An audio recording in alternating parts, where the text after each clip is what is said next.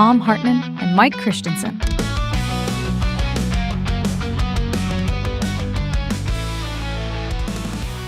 I love that intro. Welcome, everyone, to After Hours for TradersPost. Today, October 18th, 2024.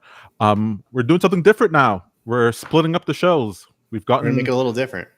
We've gotten big enough that having two shows in one is not going to work. So on Fridays, we're going to be doing After Hours. On Tuesdays, we're going to be doing Office Hours. And on Thursdays, we'll be doing walkthroughs. We'll try that out and see how that goes, but I think everyone will like it. I am Tom Hartman, marketing manager here at TradersPost, along with the illustrious Michael, prop firm trader Christensen. How's it going, Mike?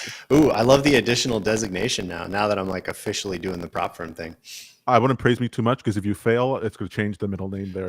I've already failed once, so I mean, we should probably add another designation. Failed and failing prop firm trader is probably the right way to say it. No, kidding. You'll always be the phoenix to me, just rising from the ashes. This time I'm going to pass. I'm 1 for 1. Today was day one of reattempting here with my new automated strategy, and I've got a 100% win rate as of right now. So, if it makes you feel any better, I blew out one account, and then I thought I had blown out a second one. I had like maybe a few dollars leave room left, and so I just went mass long as possible on another trade in the other direction, and it picked up. It saved the account completely. I was like, oh, okay.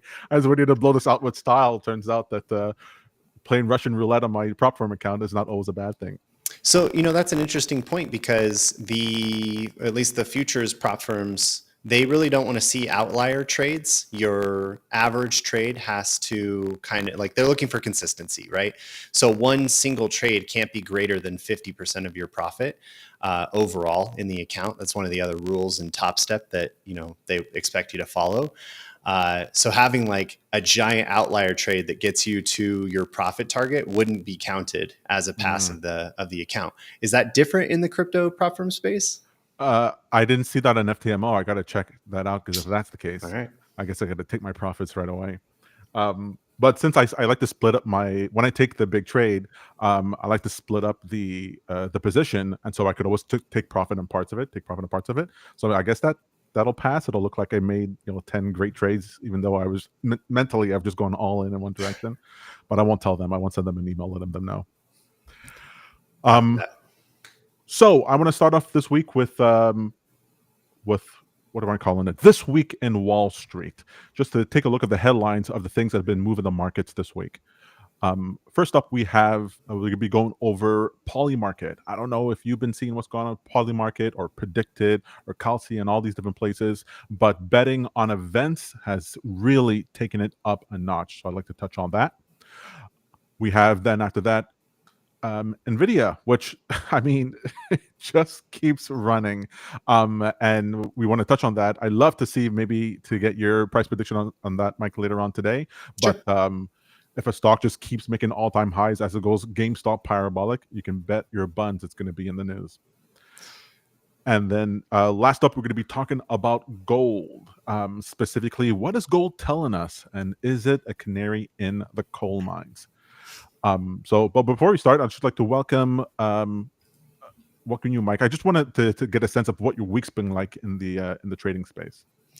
Kind of quiet. I mean, up overall for the week in all of those positions that I've already opened up. I think some of that's public. On Twitter, I announced all of my positions about 45 or 60 days ago that were mostly value buys. I follow a lot of the 13Fs that are filed by super investors. And then I was averaging into that Nvidia position, which is playing out quite nicely. I'm averaged in at 110.65 there. So plenty of room to go on the Nvidia side.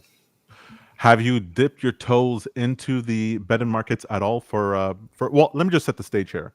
Okay. So earlier this week, or maybe it was last week, I've been floating around the idea with you and John about the benefits of integrating TradersPost with prediction markets. Right. Because I mean, they're can be pretty juicy. Yeah. Yeah. Now, I've been playing in the prediction markets for a couple of years now because I just love the idea of once you start seeing the market as sort of like the UI for for making decisions in your life. Should I leave my job? Should I get a new job? What industry should I pay attention to? What should I spend on travel? Should I go on vacation? All that sort of thing. The markets are great for that. It's an objective measure of what's going on, not just what's going on with stocks, but also all the economic signals that we pay attention to. It's one of the hazards of my wife marrying someone who's in markets. All my decisions are based on market behavior. Yeah. Sure, it's the same for you. Your wife and my wife should talk. That's right.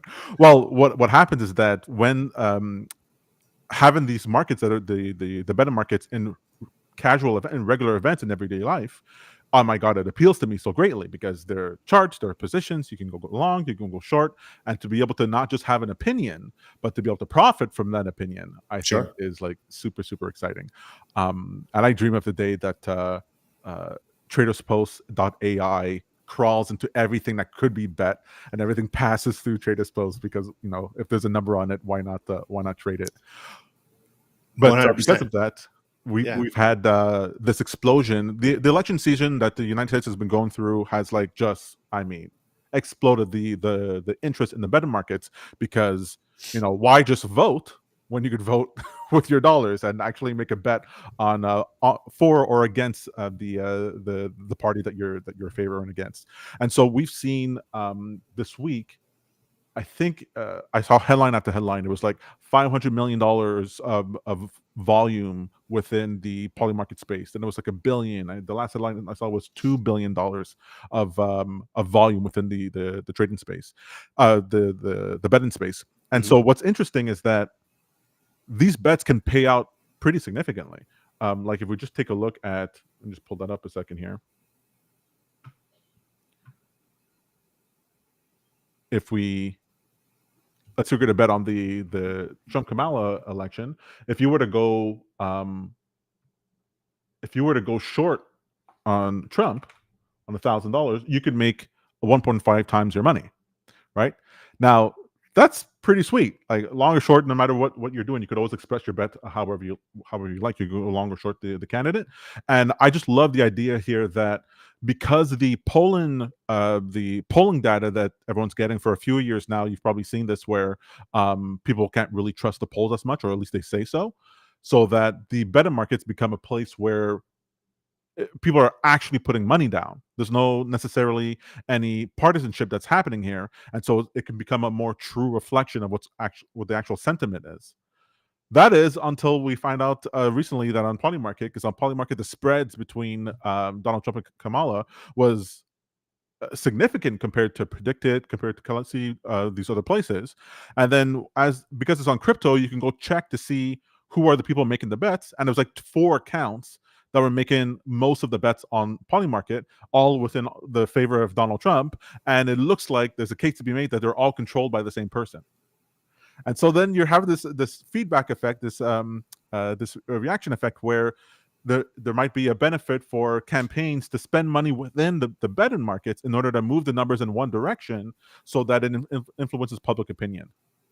Now, Mike, Okay. I don't care about public opinion here. What I care about is if they're on the other side of the bet, right? And some campaign is moving the number in one direction, and you short that, right? Then as you get closer to the election and the numbers, theoretically become realer, you can make the money on that difference. Go ahead. Yeah, that's where my mind went immediately. If there's an outsized bet on Trump within these markets and you're noticing a disparity between two different markets, that sounds like an arbitrage opportunity to me. You go long the other market and short this market, and that actually even allows you to hedge this bet in some capacity. But yeah, I mean, obviously this sounds like a short opportunity. There's no way it's 60-40 right now. I think across the board, most people are pretty consistently feeling like it's still 50-50. We're splitting hairs at this point. So if that's the case, it's a good short opportunity in these betting markets. I love the idea of you're like, oh, there's going to be some major event, maybe not in this election or some other one. There's going to be a debate. There's going to be a big news story, what have you. And then you go, okay, how well do I think that person will do? And then you can place your bet accordingly. And to me, it appeals to me because I'm not going to bet on sports. Like I'm not a sports ball guy. If I ever see one big guy fighting another big guy, I go, either one can win.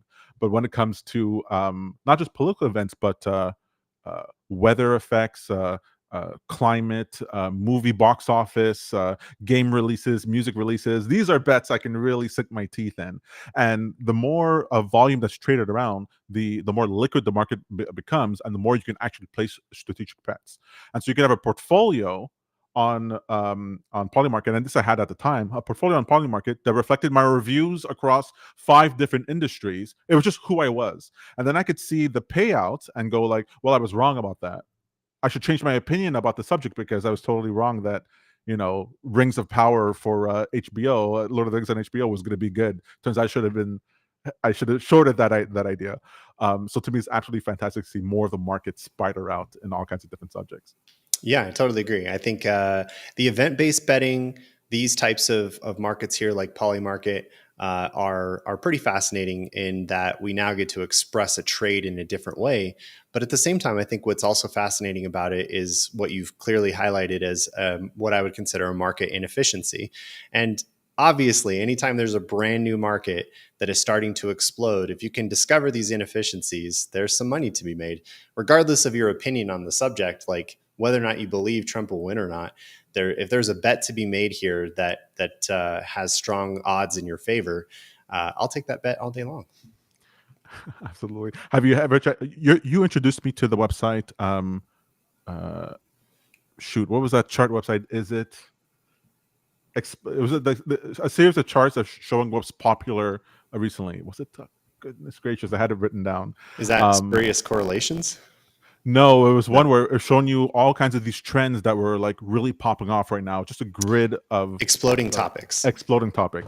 And it allowed me. What I liked about it is that I was checking it every day to be like, oh, what's going on that I don't really know about? What's actually bubbling up beyond the surface?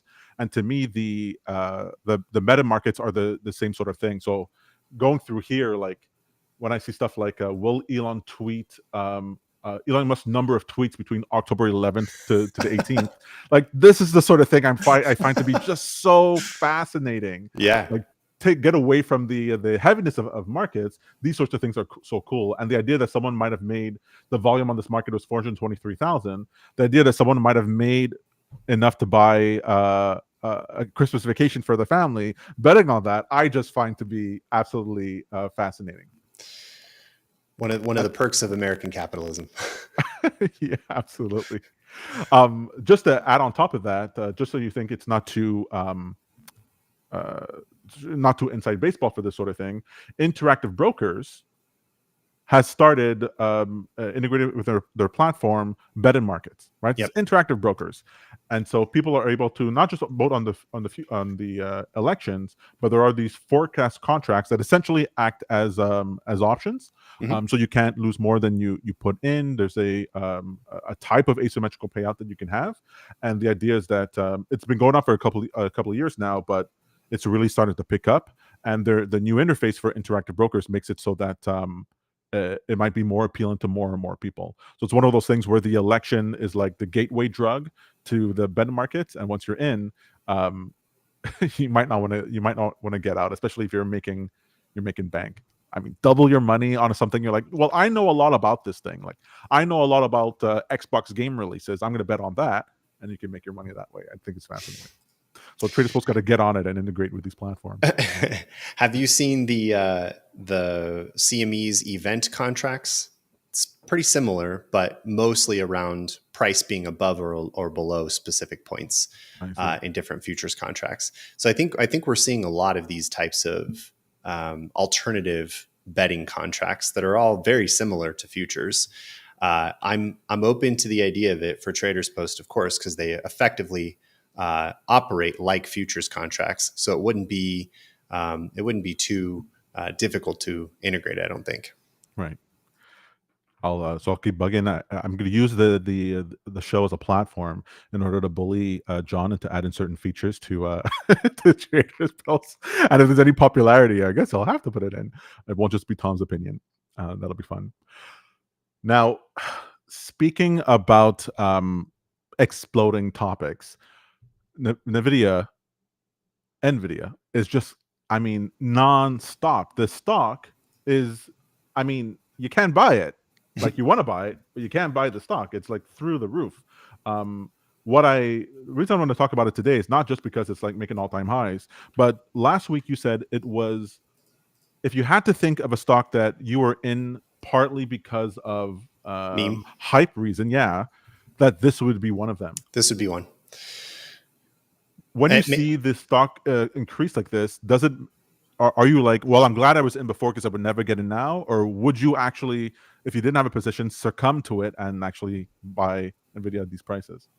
This is definitely where I'm adding to a position because momentum is just so strong.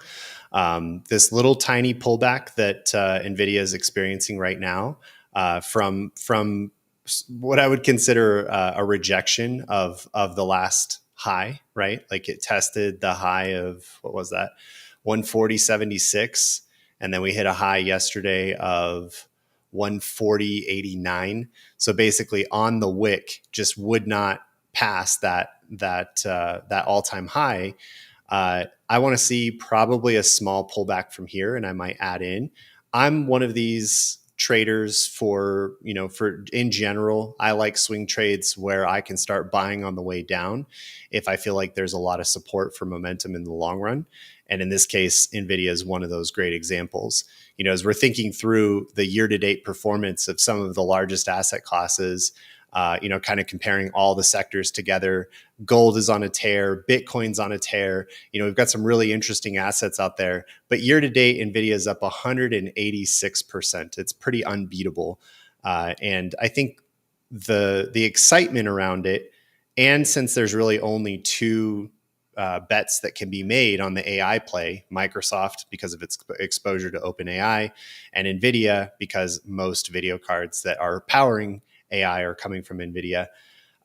Those plays are pretty fascinating.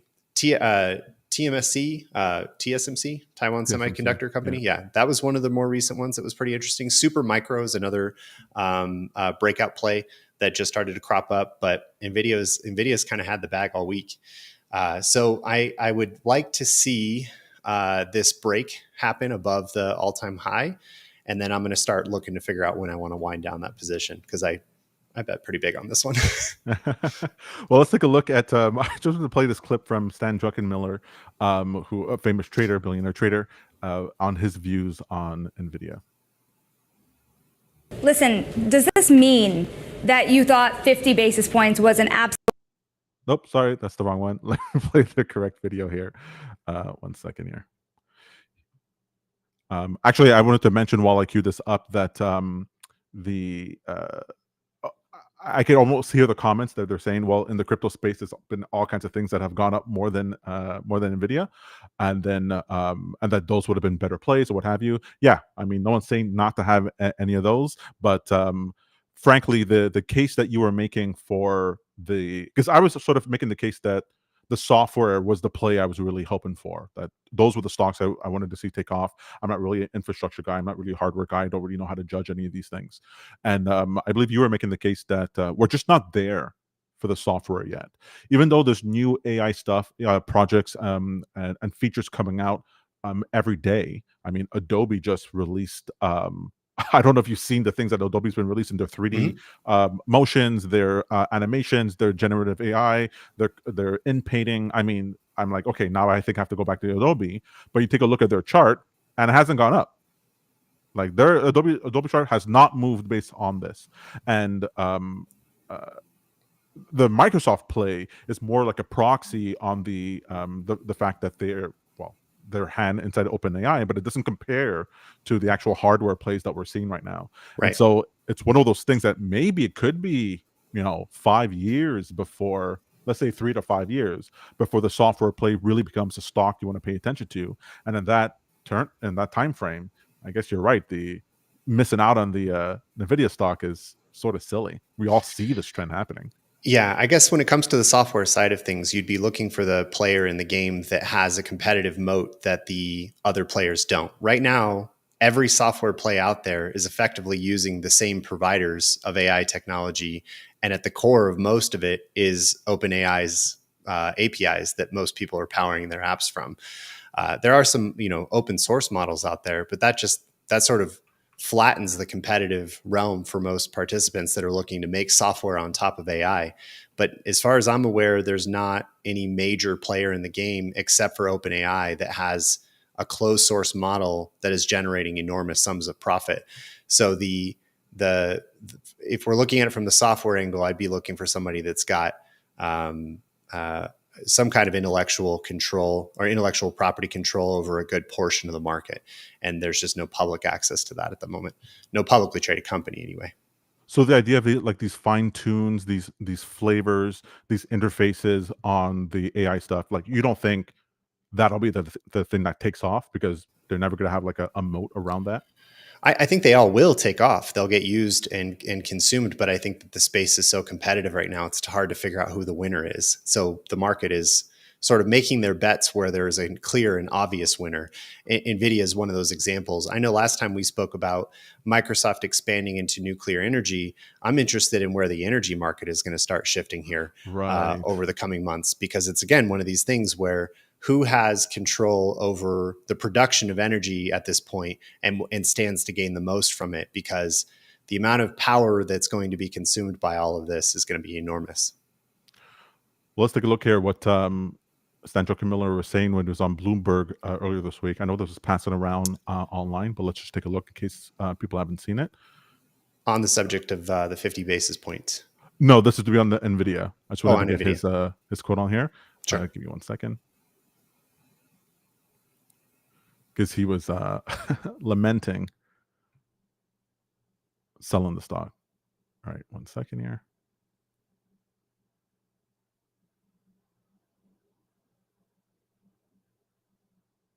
I love loading bars.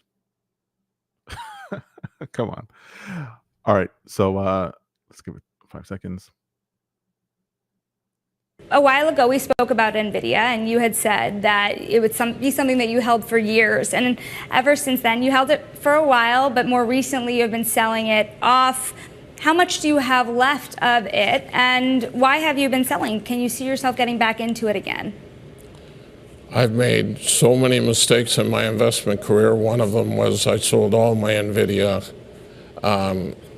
probably in somewhere between 800 and 950. I think it's 1,300 on that stock now. You own none today? I own none, and I own none the last 400 points. It was a big mistake.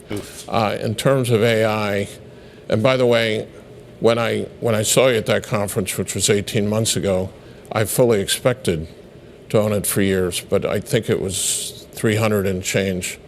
And as I also said at a media interview, I'm not Warren Buffett. So I thought I was going to, but what changed is it tripled in a year, and I thought the valuation was rich. We are big long-term believers in AI, and there's still many ways we're playing AI, particularly the infrastructure that's been built out to support the power needed. And yes, I think Nvidia is a wonderful company, and were the price to come down, we get involved again. But right now, I'm licking my wounds from a bad sale there. So right there, that idea, so it hits on that the energy grid that's necessary for the infrastructure play you were just talking about. Mm-hmm. But I love the idea that even the big guys, I mean, you think to yourself, he has the money. Why would he sell out of this play? Why not just buy and hold it? And clearly, he makes a decision because he thinks it's better to do so. But when you hear him start off with, "I've made many regrets in my life," you know that this is really paining him, that he's not part of this move. So it's just on this one thing I wanted to ask about, because it was a sort of like a conflict that a friend of mine had this week, where buy and hold, like if the trade you're doing is a thesis on a narrative, on a trend that's happening, a secular trend that's occurring, mm-hmm. there might be buying on dips makes sense, but trading it might be the very worst thing you can do, because you'll never be able to pick the tops and bottoms exactly to make that trade worthwhile. You'll always miss certain highs, and you'll have to sell out after giving back some gains. That's right. Is that your opinion on that too, that it's more of a buy on dip thing? Yeah, I mean, at least it was for me. I bought the last pullback for Nvidia, and I when I hear Druckenmiller describe that he's pained by not being involved in this move, it also says something pretty big there, which is that he doesn't know where the top is. Nobody knows where the top is, right? I have an estimate of where I want to get out just based on technicals, but from a valuation perspective, especially since Druckenmiller is more of a value guy and he plays both sides, he's long short, he doesn't know how high this is going to go. So he doesn't want to take that risk of just jumping right back in, even on a technical pullback, because they might be risking an enormous amount of capital from not only the increased volatility of Nvidia's price right now, but also like, where do you set your stop? How much variance are you willing to let it go and still be right about your thesis? So it's just so hard to get back in at these levels. Mainly because the risk reward proposition isn't there anymore. If you can't calculate where the reward's going to go, how high does it go, and how much risk do I have to put in? And not only that, but I have to make that risk reward even bigger because volatility is much higher right now. The more Nvidia goes up in price, the more volatility and price action starts to move around. So you're going to have to place your stops way outside of that activity. It was better to be in Nvidia a year and a half ago when volatility was much lower. That's the point. Switch Nvidia for Bitcoin 5 years ago, 7 years ago, and we all know that story. So that's the thing. So will you be waiting like for a narrative shift, or do you before selling out on it? Before you're like, okay, I'm out. I got the profits I want. Because let's say it could drop volatility wise. Let's say it could drop 30% and still be bullish. Sure. Will you stomach that? If No, the narrative is still strong. I'm slowly raising stops right now, and those stops are based on volatility.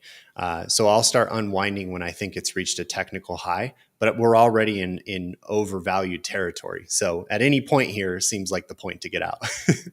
So as far as you're concerned, like your stop, you're happy with that if you get that profit. And Correct. If you can't capture more, fine. If you can't, well, you're not trying to time the top here. Right, exactly. I won't be able to time the top. I don't know what the ultimate value should be. And I could be wrong. I might be in Druckenmiller's position in a year from now if Nvidia just continues to over $200 a share. That's Amazon $9 and go, oh, I sold it at $1,000 per share. I really made a great deal. Really? Because Sure. I went up 3x past that.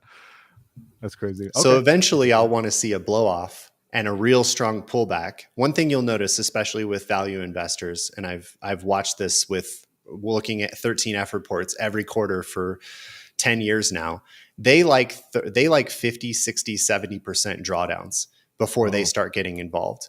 That's where the sweet spot is. They're not interested in 10% pullbacks. They want big pullbacks. So we would need to see a big correction in Nvidia's valuation before you start seeing some of the big guys step back in. Interesting. Okay, fair enough. All right. Well, speaking of potential tops, something I've been talking about before, and I think I'm going to keep harping on until it happens. I'm going to pull a Peter Schiff and always predict the end of the world because I'll be right eventually. And that is, and my heart goes out to Peter Schiff because I used to love the guy as he supported the Ron Paul for president. And then He's controversial. Well, he went off. Once you start getting views for screaming into a microphone, you stop not screaming into a microphone. So that's what bothers me about him. But the inflation story. So we've been really, as far as I'm looking at it, we've been following the inflation story of the 70s. I'm not the first one to say that, obviously, but inflation didn't come rocketing down to 1% or 0% as some people were predicting. We're still fairly high, even though it's coming down. And the thing that's been worrying me is the central banks who have started cutting, the easing that's happening in the markets. So before we jump into talking about that, let me just play this another clip from the same video from Druckenmiller, who talks about the Fed policy of cutting 50 basis points recently. Listen, does this mean that you thought 50 basis points was an absolute mistake? And do you think that there is a risk of an inflationary spike in the way we saw in the 1970s? Yeah. Do you have the chart we talked about earlier? Let's see if we can pull that up. There's certainly one that investors have been looking at. And while So even if we don't have the chart, so in the 1970s, inflation came down from a remarkably similar level to where it was in 21. I think 21 peaked at 9. I think it was 8 back in the 70s. They came down to 3. The Fed was easing because they had the 75 recession. So the Fed started easing and inflation went right back up to, I think it peaked at a 12% when Volcker came in and smashed it. I'm not predicting that, but when you're easing into a melt-up in financial markets, and we have the fiscal policy we have going forward, it's certainly a risk. And I think it's a mistake not to be taking that risk into account. I don't really understand the rush of 50 basis points, and then I think that markets have priced in a 97% cut at the next meeting. That's all through Fed guidance. It's funny, my friend Jim Grant, who's one of my favorite writers, said they're not really data dependent, they're forward guidance dependent. And that's what they're showing again. And look, he might be right, and I hope he is right, but it's a big risk because if in fact they're wrong and inflation takes off because monetary policy is in fact not restrictive and we have fiscal expansion going on and they have to tighten again, I think it could be a nightmare for markets and maybe even for the independence of the Fed. You can't make multiple mistakes that would have been. But I'm not predicting it. I'm just saying, why did they go 50 and why do they need this forward guidance? So yeah, that question of the 50 basis point cut, that's a thing that that worries me here, because there seems to have been no reason to go beyond the normal 25 basis point cut. And so I don't think that the Federal Reserve or the central banks around the world are clueless. I don't think they're dumb or guessing. In fact, if they were being overly cautious and they just wanted to play to what people were thinking, they would have just did 25 basis points. It seems to me that they're actually seeing a weakness, a problem within the economy, and that they want to pump in liquidity now, but they want to do it fast enough in order to get that soft landing, but not so long that people really start questioning, hey, what about this inflation thing? Like, are you guys going to cause inflation if they do 25 basis points just continuously? So they did 50 basis points. They floated the idea that they might not even do another one, right? Even though the markets are saying that, you know, it's near a guarantee that the next meeting they're going to cut 25 basis points. And it makes you wonder, what's that liquidity injection within the markets going to do for inflation come a year from now? And if we're starting off, we're not starting off the lows of 0%. We're going to start off the lows of, 3. Then are we going to see 12% interest rates in the next couple of years? That's what worries me. Yeah, fair. I think maybe one thing to observe is that there's really 3 decisions that the Fed can make here. It's either raise interest rates, pause interest rates, or cut interest rates. And I think it's possible that we have to leave open that small probability that they just pause if the data that they're being guided by shows that there's any kind of uptick in inflation, right? So if the data guides them towards remaining at a pause, I think maybe the one thing I keep reminding myself of is that 5% Fed funds rate is still fairly high. I mean, that's still enough to abate inflation and keep cost of capital high enough that should curb some of that consumption energy that's happening within the economy. That said, I guess my microphone's messed up again here. I don't know how to fix this. I can't hear myself on the mic. Sorry, guys. Oh. So sorry, let me try to collect my thoughts here again.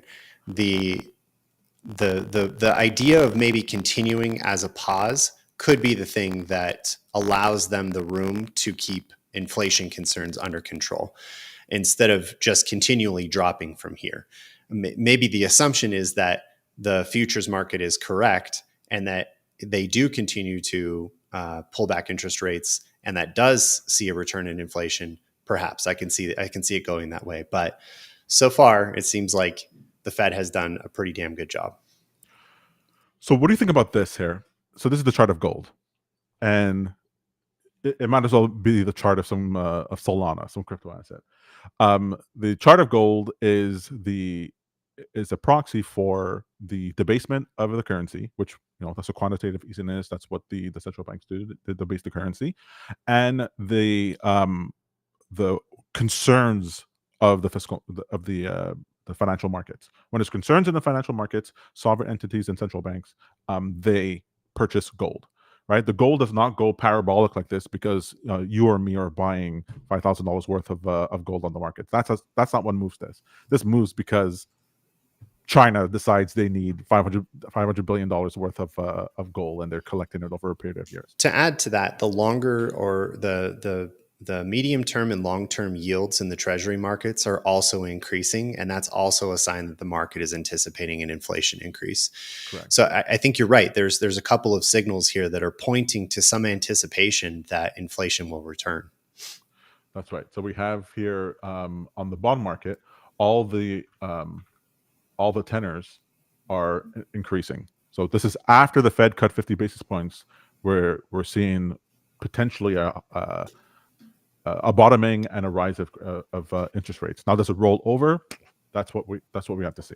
Right. But the idea here is that maybe the central banks around the world are seeing a potential issue with a potential issue that's happening, this bubble beneath the surface that they're trying to get ahead of, and they're also aware that this is what they're doing is going to cause an inflationary spike, and so do it as quickly as possible, as fast as possible, and while talking like everything is hunky dory. And the thing that bothers me is that it's so funny as a Canadian, I spend so much time looking at the American market, especially the consumer. The consumer has more jobs per person, yet the spending of the consumer is not diminishing. It's this weird thing where American consumer, they don't diminish their spend. They're like, no, I'm getting the third job because I need to maintain my spending levels. They're not actually decreasing some of the discretionary spending. So it's one of those things where the American consumer gets to a cliff and then jumps off. They don't ease themselves. They know, you know what, things are going bad. Let's pull back. Let's control the deficit. Let's do all this stuff and be responsible. I've never heard an American politician or consumer say that since 2001. And so I feel like I can't look at what's going on with the American consumer to really get a sense of if there's danger. Meanwhile, that's what the Fed talks about. The Fed talks about the labor market. The Fed talks about the consumer, even though their spending habits to me is a little bit kooky. Whereas you look at what's going on in China, you look at what's going on in Europe, and you're like, no, these are recessionary signals. These are problematic signals within the financial space.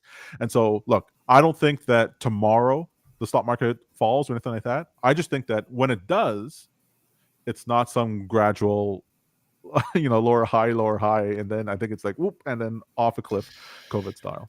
That's going to look really bad for the Fed. I think basically what you're saying is that a mistake will occur and it won't happen in a slow enough fashion. It will occur because a report comes in and we suddenly realize, whoops, that didn't happen the way we expected. Exactly. And the market goes great and it tanks, and it's a heyday for everybody trying to win on the Nvidia play right now.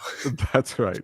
And so to me, like, I look at that, and I guess I'm cynical now. Not cynical, but I guess I have a different mentality. I go, well, how do I protect my family? Why do I protect my family? Is I take advantage of volatility events like that, make bets accordingly, make my money so that I'm not the guy at the food bank trying to make ends meet, right? That's the way I think about it. Help the people who are watching, so that we pay attention, so that we don't walk off the cliff without realizing that the cliff is coming. That's literally like the only reason I like to talk about the inflation thing, and to bring up the spirit of Peter Schiff. Thanks, Peter. All right. So that's my inflation scare for the week. I'll have more next week. I promise you that, especially if other big wigs like Druckenmiller comes out and say, hey, what's going on with this 50 basis point cut? But I do think it's worth keeping an eye on. But unfortunately, it's one of those things where it's like the Fed gets the data before we do. So it'll be interesting to see what the next decision yields. So we got, just for those watching here, we have 2 more events until the end of the year. We have the November 7th meeting and the December 18th meeting. And right now, the futures market is expecting a 25 basis point cut with a 94% probability in November and a 76% probability of another 25 basis point cut on the 18th of December.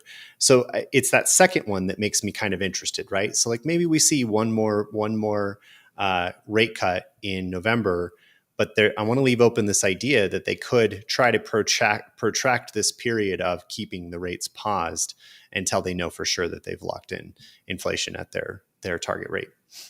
See, the thing that I pay attention to, like, it's not, I think you even said this at the beginning, it's not the rate cut itself that I care about. It's that they're cutting, right? Their whole thing is forward guidance. Druckenmiller in that interview goes on to talk more about like it's forward guidance that they're really doing, and the cut is trying to signal to the markets, hey, we think things are going to go well. If things go badly, then we'll do something in order to put a bottom in the market. So go ahead and take risk accordingly because we'll be there with the Fed put. That's what the cutting of the rates is signaling, that they want to support the economy, and so it's causing more money to come into the markets, causing the assets to go up. I mean, we're seeing markets all over the place get higher and higher. In a second, we'll take a look. I'll actually ask you to pull up the chart for Bitcoin to take a look at it. But then we had this wealth effect, and we have then people making decisions based on their larger value of their portfolios. And when there's a market correction and it drops 30% all of a sudden, and someone looks at their portfolio and the money that they thought they had is now down by 30%, now user behavior starts to change. So it's that they're cutting, and not so, to me, that matters, and not so much like what they cut and when they cut it. Fair enough. We'll see.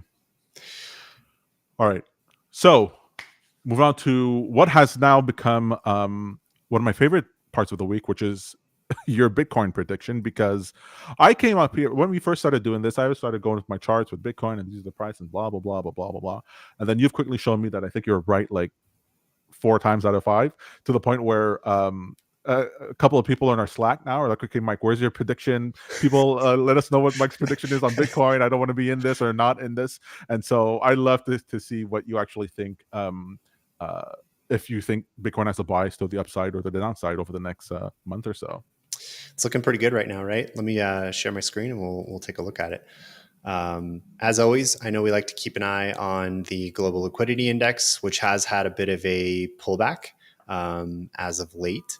But I don't think we're anywhere near overbought territory yet.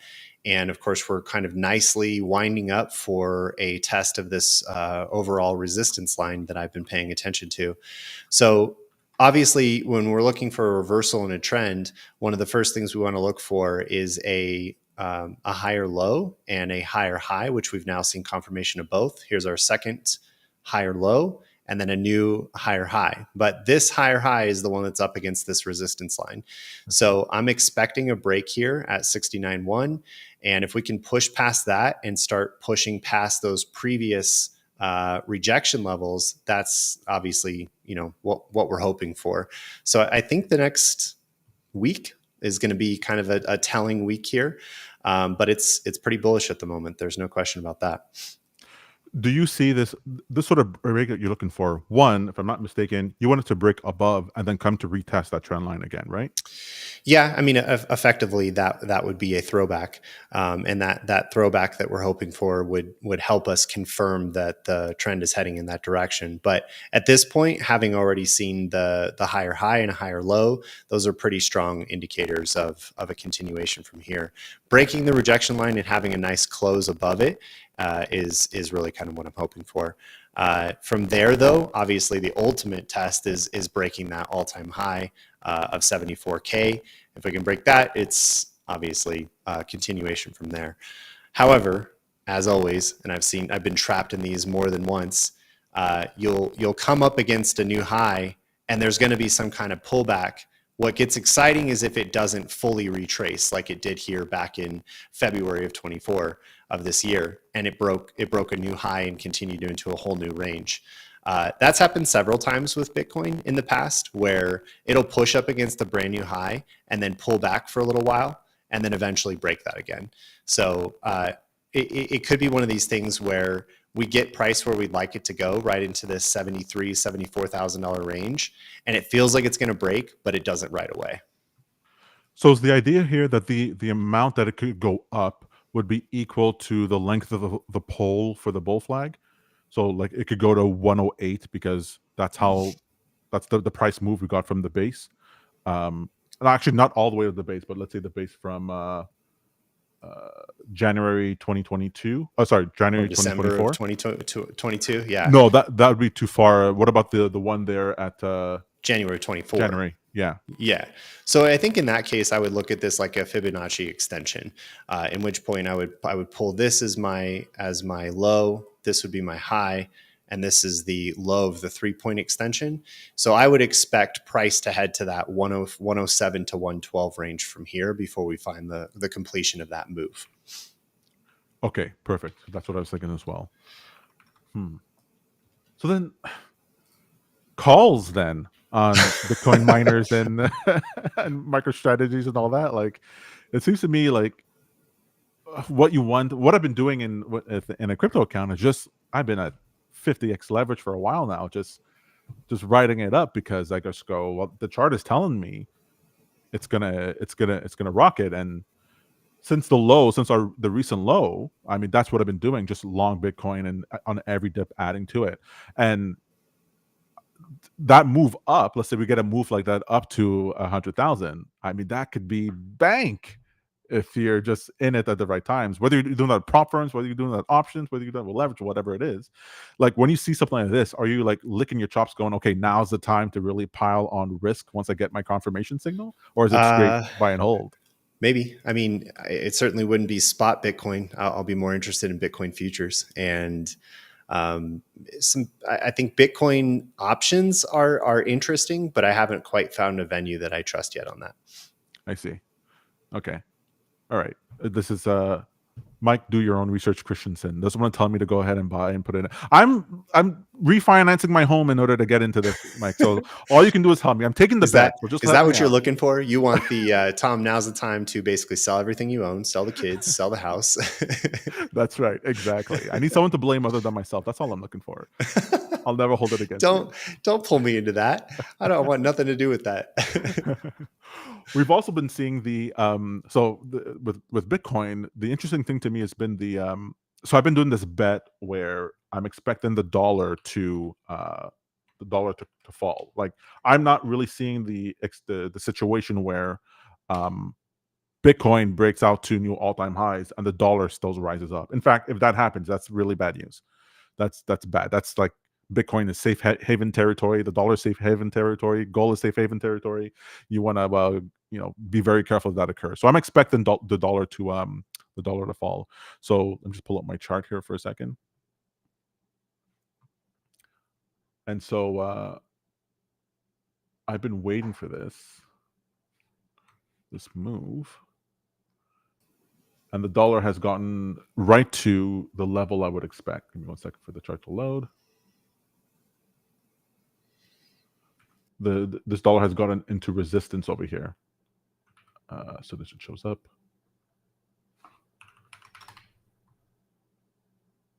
Oh, there we go. So this I've been waiting for. So we had this bounce at this long-term trend, which it happens with the dollar again and again at this level. It bounced up way higher than I thought it might. I mean, not that much higher than I thought it might, but I thought it would stay between this yellow area and then fall down.